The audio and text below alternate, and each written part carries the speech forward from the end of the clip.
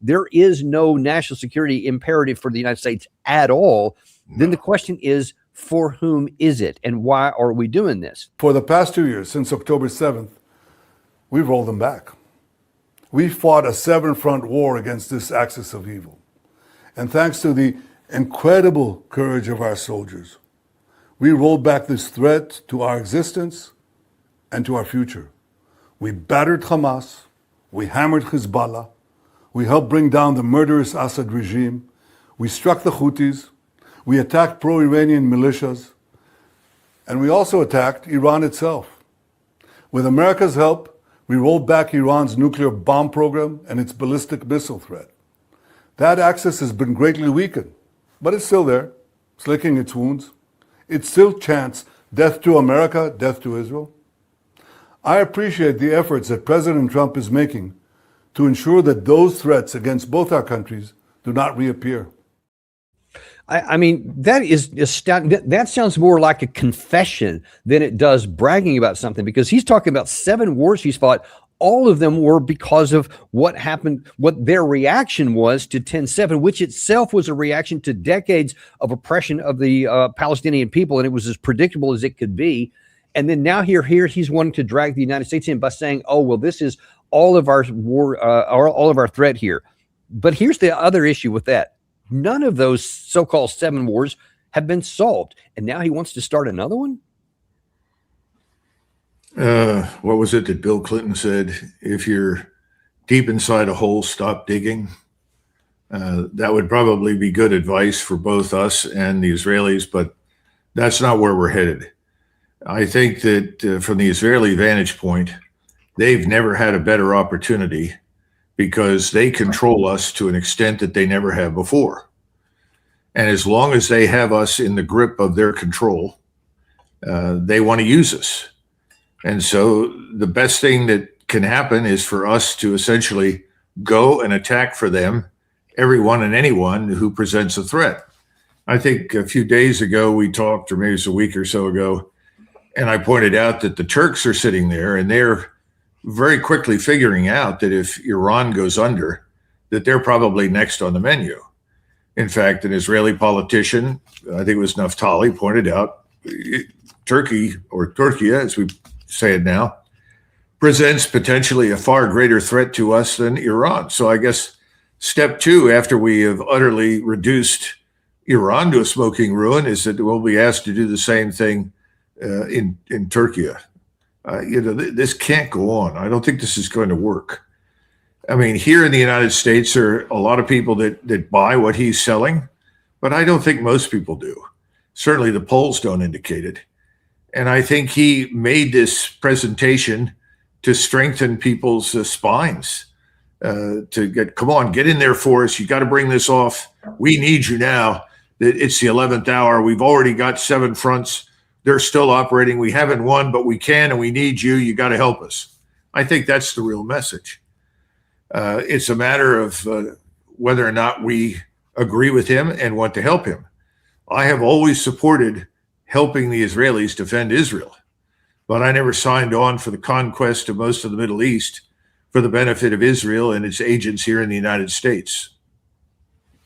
Now, John Mearsheimer has written a book on the Israeli lobby and the AIPAC, and a lot of people will defend it and say, how dare you impugn that? Those are Americans, by the way. That is not Israeli people. That is Americans, and that they are supporting this because that's what they want to do, et cetera, and you should not impugn them. Well, Netanyahu also addressed that too. And again, in the context of these desires are Netanyahu's. It's not their needs, it's their desire. They don't have a security threat from Iran. They have a desire to destroy Iran for their own purposes. There is no threat for us. There is nothing that we should risk the loss of a single American troop. In that context, here is Benjamin Netanyahu bragging about his good buddy, Donald Trump. To all my friends in AIPAC, the first thing I want to say is, thank you, AIPAC. Thank you for standing with Israel. Thank you for standing with the American-Israeli alliance. And thank you for standing up for the truth. We have never had a greater friend in the White House than President Donald J. Trump. And I want to tell you that I value the support of Americans from both sides of the aisle. I know it's been difficult for some, and I respect your courage, your honesty, the fact that you're willing to stand up against colleagues who sometimes bow their head to this anti-Semitism. You do not. I salute you. So I salute you for not wanting to do that. And of course, we have to ask the question. One thing I'll never forget is when shortly after 10/7, and it became obvious that Israel was going to go into the Gaza Strip and respond out of all proportion to what actually happened to them. It was their right to respond because that terrorist attack was horrible. 1,000 people, mostly civilians, were killed. Every country on the planet would have retaliated by that, but they went too far. And I always remember Ambassador Chaz Freeman saying they, of their own actions here, are going to spark anti-Semitism, which exists anyway. It's hard to keep down. They're going to make it even bigger. And so that's what we're seeing happen here. But yet he wants to make it sound like none of it's our fault. It's all wrong. And there's no reason for any of it. And thank goodness to President Trump. Well, I don't know what to say. If you don't support Mr. Netanyahu, you are by definition an anti-Semite. I mean, that's what he says. There are several prominent Jewish voices who are obviously anti-Semites, or what the Jewish community liked to call years ago self-loathing Jews. I really don't know what to say. I think I would have changed the wording of his statement a little bit when he says, "We've never had a better friend. We've never had this much control over a president and the Congress that we have today." Now, I would invite people to go figure out what the source of that control is. Obviously, a lot of it is money, but there are probably some other things involved as well. One of the things that I noticed during the State of the Union is Epstein was the man who never was. Did anybody stand up and say, what about Epstein? Who's Epstein? I don't know Epstein. Is he a friend of yours? He's no friend of mine. So Epstein is the man who never was. And if you don't support Mr. Netanyahu, you're an anti-Semite. That's a good summation. And that control is self-evident, and you don't have to take anyone's word for it. You can just look at what's going on there. One of the other things that Netanyahu wants to take advantage of, he talks about all these 7 wars that he's been fighting, one of which is the war against the Palestinian people in Gaza. And while all the focus has been on what may happen here in Tehran, and with all of that, and with all the firepower that's going on, even with some of the Epstein stuff, that's eating up a lot of the headline and oxygen. But he's still focused on what's happening inside Gaza and in the West Bank. And while people have been looking elsewhere, he's still looking there.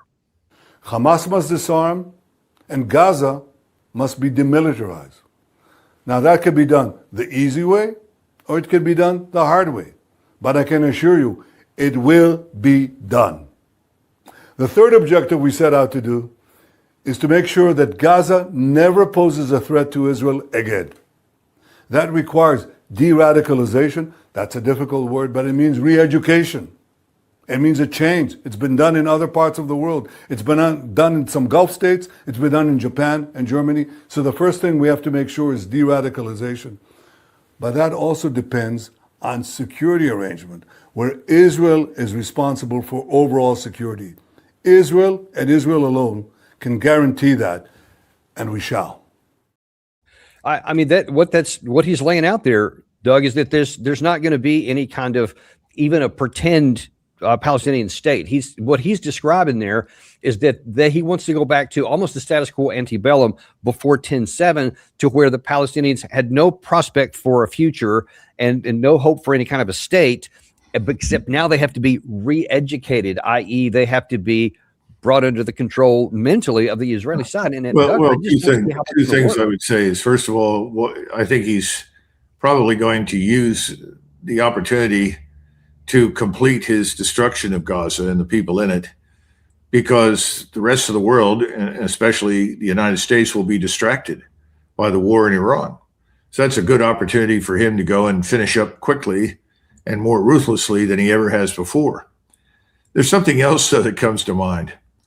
You know, somebody once asked, and it seems like a stupid question in retrospect, but it's an important one. They asked Solzhenitsyn, why were there concentration camps, labor camps that consumed the lives of tens of millions of human beings inside the Soviet Union. And he smiled and he said, because communism doesn't work. And they said, well, what about re-education? You had to re-educate, according to the Bolsheviks, the population to understand the benefits of state socialism, communism, so that they could profit from it. And if they couldn't be re-educated, well, they died. I think Mr. Netanyahu is channeling his inner Bolshevik. And we'll have to see how that's going to work out. I want to pull up something here that you mentioned earlier when you and I were talking before we came on here, actually yesterday, about an article you had written. Doug, Gary, if you could bring that up here. You said the coming air and missile war with Iran was the title of it, the Realist Review. And it's important here. I want to ask you a couple of things. First, you wrote the disintegration with the use of standoff attack attainable political military objective. Is that an attainable military objective? Will Iran fall to pieces like a house of cards under the crushing weight of U.S. and Israeli air and missile attack? The answers are unclear, but the political and military leaders who start air and missile wars are usually convinced that the application of mass firepower from a distance will be stunningly effective. The reason is simple. In the frenzy of analytical targeting focused on precision strikes against an opponent's critical nodes, systems, weapons, and key political military leaders becomes true believers. But the evidence suggests that it will not be stunningly effective. And then we have to ask, what are you going to do next? And what do you conclude from this? Well, let's go back to the first paragraph. It's important for the following reason. The question is, would this disintegration of the state and the society be achieved by standoff attack? I'm not sure that it'll work, but I think that the smart people in the Department of War who are doing a lot of the planning understand that you're not going to get regime change by bombing people out of existence. That may be a desired outcome, but it's unlikely. So then the question is, can you do enough damage to the infrastructure, to the human infrastructure of the government, to the transportation system, the energy grid, to the water provision, to essentially bring the whole society to its knees? Now, that's not impossible. You could really inflict a great deal of misery and harm on the population. We did that to the Germans. We did it to the Japanese. Remember, Curtis LeMay said, if we lose this war, talking to his staff and his planners, we are all going to be tried as war criminals, because he was literally firebombing Japanese cities and killing tens of thousands of human beings by turning them into human torches. We did that in Germany as well. And he was so successful in Germany that they brought him out to the Pacific to do that to Japan. There is a certain mode of thinking that says, this is not really that tough a country. These people aren't prepared for what we're going to do, so it may collapse like a house of cards. Now, the reason I use the collapse of like a house of cards is because that's what Hitler believed, and he found one German general as a senior planner in Berlin that agreed with him and echoed his belief. That man was Paulus, who ended up in command of the Sixth Army, taking 140,000 men to their deaths, and he ended up walking into captivity and embarrassing the German military and German nation as a result. All the other senior German generals told Hitler privately, that's nonsense. That won't work. The country's too big. The numbers we have for Soviet forces are not large enough. They have more capability than you think. Just because they didn't perform well in Finland doesn't mean they won't perform well defending their country. And they all recommended, the top generals said, don't do this. Don't go into the Soviet Union. But Hitler liked what Paulus said. And that's why Paulus was then raised to a 4-star rank and given command of an army. He was being rewarded by Hitler for reinforcing what Hitler thought and wanted to do. So I think we have to be careful, because when you engage in this process of planning, as Paulus did, you start to tinker with assumptions. You start waving your hand across the map.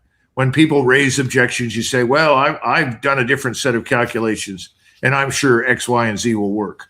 So your friend, the F-16 pilot, who gave you a snapshot of the problems, logistically as well as operationally, he might be waved off because no. Listen, if we do this right, we hit the right set of targets, this thing will collapse like a house of cards. I think that's probably alive and well. And I think that many of people are who are advocates of this point to the Libya situation in 2011, and they say that's what happened there. There was all these air power came in from the West. The United States participated in it, and then Gaddafi ended up falling, and the people rose up underneath it. And I think that there's some desire for that now. I know just I think it was 2 days ago, Senator Ted Cruz, maybe it was yesterday actually, came on and said, you know what we need to do is arm the protesters inside of Iran so that they can act as ground troops. In effect. Well, remember that on the ground in Libya, there was a rebel force already. I mean, Gaddafi dealt with many rebellions while he was leading Libya, but he was widely viewed as probably the only man that could hold the place together. And even now, that unity is very fragile in Libya. It's by no means a highly stable place. And Libya had far fewer people and far less infrastructure. So it didn't take a lot to do damage. And remember, we did put people on the ground. Look at what the SEALs did there. And we had some army forces that were there. They don't get any attention, but they were also on the ground there, special ops.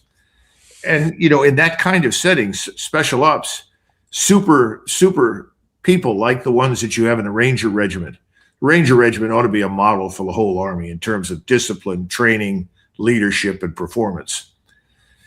It really should. And I don't know why we don't make it that. That doesn't mean everybody has to get up and run 4 or 5 miles every morning. That's crazy. But I'm talking about in general, the way people deport themselves and think about their duties. That the Ranger Regiment's a great example. Yeah. The best we have in the Army. But that's not going to work very well in a place like Iran with 93 million people with 1,000 miles in any direction to the border. I mean, you know, we're just kidding ourselves. That place is the size of Western Europe.